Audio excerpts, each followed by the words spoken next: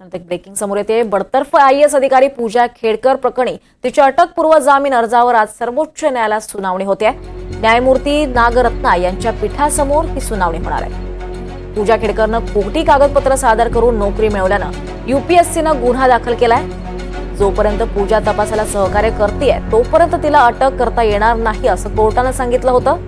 यापूर्वीच Patiala house court आणि दिल्ली उच्च न्यायालयानं पूजा खेडकरचा अटकपूर्व जामीन अर्ज फेटाळलाय. पूजाच्या अटकपूर्व जामिनाला UPSCनं जोरदार विरोध केलेला आहे.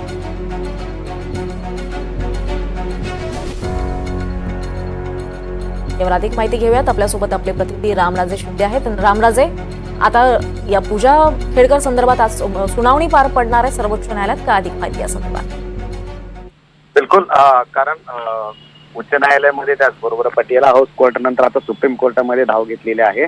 आणि मागील वेळेस सुद्धा कोर्टाने सांगितलं की त्यांनी तपासामध्ये सहकार्य करावं आणि तसं पूजा खेडकर यांच्याकडून सुद्धा आश्वासन दिलं होतं की तपासामध्ये सहकार्य करणार. आणि जे प्रकरण आहे ते म्हणजे खोटी कागदपत्र देऊन, वारंवार परीक्षा देऊन, दिव्यांग प्रमाणपत्राचा गैरवापर करून आणि आरक्षणाचा सुद्धा गैरवापर करून अनेक आयटम UPSC मध्ये दिलेत, हा आरोप आहे.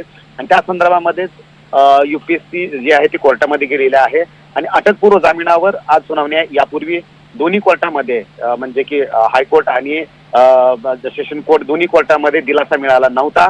मात्र सुप्रीम कोर्टामध्ये मागील वेळेस दिलासा दिला गेला होता पूजा खेडकर यांना आणि आज ही सुनावणी आहे. पाहावं लागणार आहे की कोर्ट आज काय आदेश देते, की अटकपूर्व जामीन स्वीकारते की फेटाळते. जर फेटाळला तर मात्र पूजा खेडकर यांना कोणत्या परिस्थितीमध्ये पोलिसांसमोर हजर राहावं लागणार आहे. निश्चितच रामराजे, याचे अपडेट्स तुमच्याकडनं घेत राहू. तुर्तास धन्यवाद या सगळ्या सविस्तर माहितीसाठी.